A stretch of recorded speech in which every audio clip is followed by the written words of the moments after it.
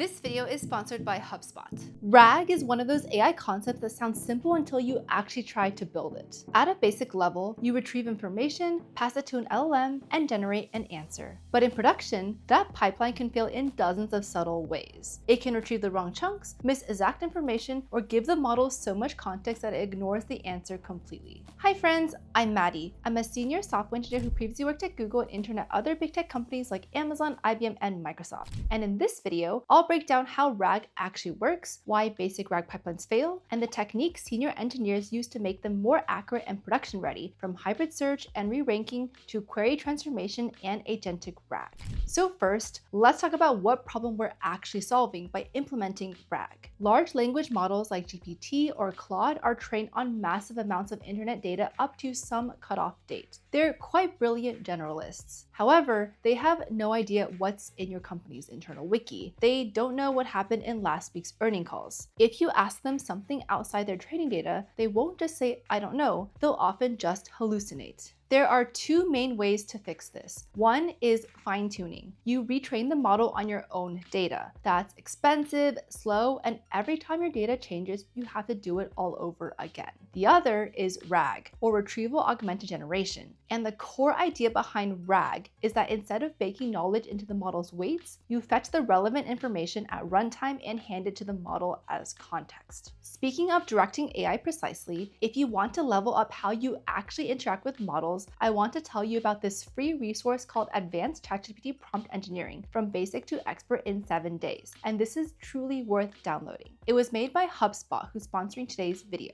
Here's why it's relevant. Building a RAG system isn't just about the pipeline architecture, it's also about how you prompt a language model at the generation step. A poorly structured prompt can tank your output quality even when your retrieval is perfect. So this guide is a 7-day playbook that takes you from basic queries to engineering systems. Two things I found particularly useful is that day 2 covers the ROSES framework, which stands for Role, Objective, Scenario, Expected Solution, Steps, which is exactly the kind of structured approach that gets consistent outputs from models. And day 3 gets into chain of thought prompting and token optimization, which matters if you're building anything at scale where you're making a lot of model calls. My favorite part is the few-shot system design section. It's a practical way to calibrate model behavior for specific tasks without fine-tuning anything. So if you're building with AI and your prompts are still kind of vibe-based, this is the resource to grab. It's completely free and the link is in the description. Thanks to HubSpot for sponsoring this one. Okay, let's get back into how RAG works. We'll walk through what actually happens in a RAG pipeline. Step 1 is indexing. Before any user ever sends a query, you pre-process your documents. You split them into chunks and you convert each chunk into a vector embedding using an embedding model like OpenAI's Text Embedding 3 Small or one of the open source alternatives from Hugging Face. These embeddings are high-dimensional numeric vectors that capture the semantic meaning of text. Chunks with similar meanings end up geometrically close in that vector space. So for example, the agreement expired in Q3 and the contract last fall would land near each other, even with 0-word overlap. Then you store all these embeddings in a vector database. For example, Pinecone, Weaviate, ChromaDB, Qdrant are all common options. Step 2 is retrieval. The user sends a query, you embed that query using the same embedding model you used during indexing, then you do a nearest neighbor search across the vector database to find the chunks whose embeddings are most similar to the query embedding. This is semantic search. It finds documents that mean something related to what the user asked, not just documents that share exact keywords. Step 3 is generation. You take those retrieved chunks, format them into the prompt alongside the user's original question, and send the whole thing to the language model. The model now has actual grounded specific information to reason from, your data, not its training data, and it generates a response based on that. Because the source material is right there in the prompt, you can always ask the model to cite which chunks it used, which gives you traceability you'd never get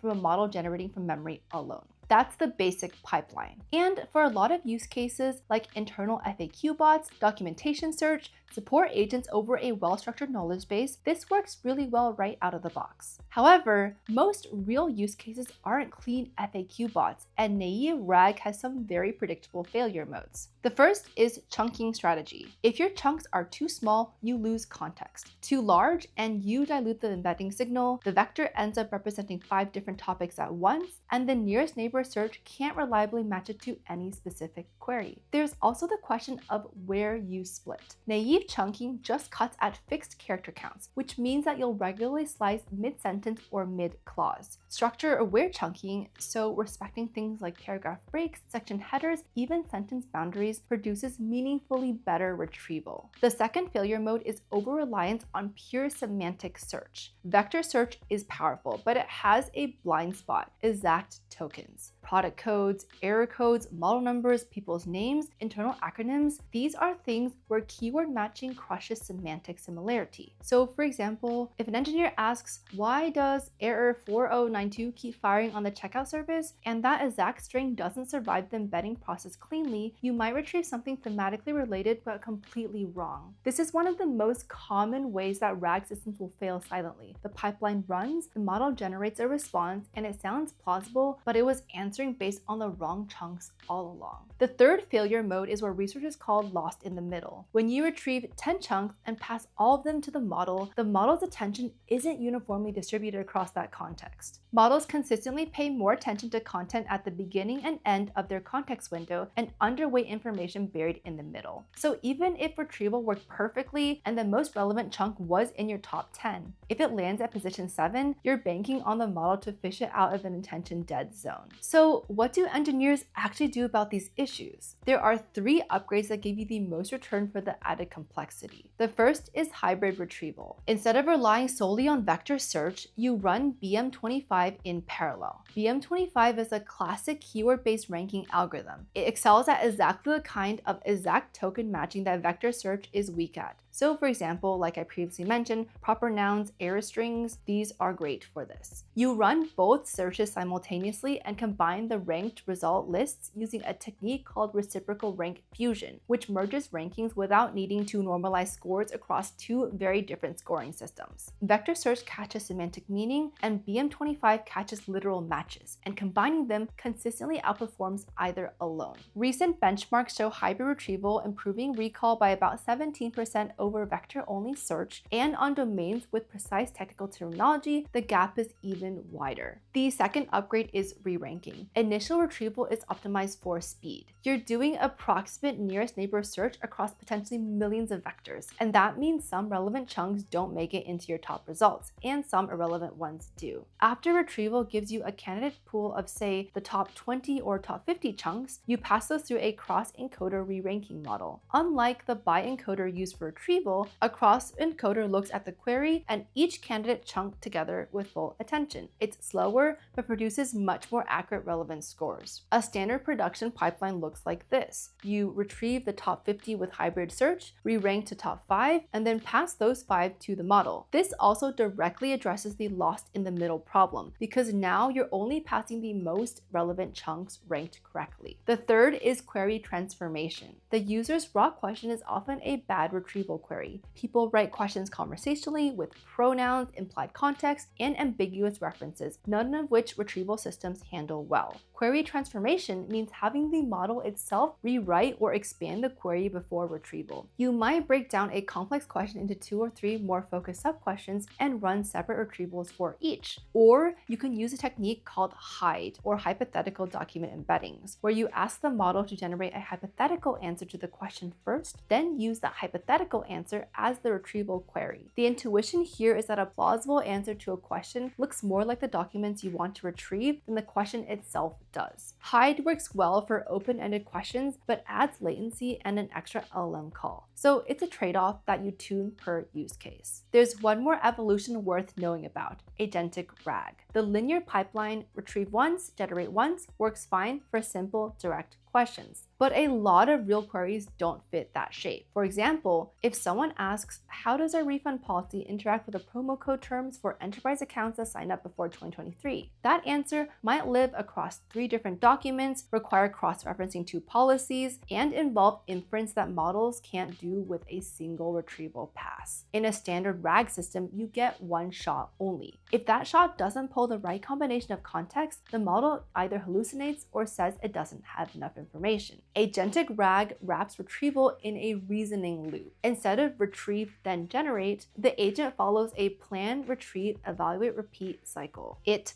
plans which retrieval queries to run, executes them, evaluates whether the results are sufficient to answer the question, and if not, reformulates its queries and retrieves again before generating a final answer. This handles multi-hop reasoning, contradictory information across documents, and queries that need to synthesize facts from multiple sources. Now let's talk about why RAG might matter for your career. It is the single most deployed AI pattern in enterprise right now. Almost every single internal AI assistant, every enterprise chatbot, every document Q&A system, RAG is the mechanism under the hood. And the demand for engineers who understand this pattern at depth is not going away. But simply knowing that RAG exists is not a differentiator anymore. Most people interviewing for AI engineering roles in 2026 can describe the basic pipeline. What separates candidates is a layer below that. So understanding the failure modes, knowing which upgrade applies to which problem, and being able to build evaluations and a proper eval harness. So in conclusion, RAG is useful to ground language models in your real specific data by fetching the relevant context at query time instead of relying on what the model memorized during training. The basic pipeline, chunk, embed, retrieve, generate gets you started, and hybrid retrieval and re-ranking will get you to production quality. Query transformation handles cases where the raw user question is a bad retrieval signal, and agentic RAG handles multi-hop, multi-document reasoning that the linear pipeline breaks on.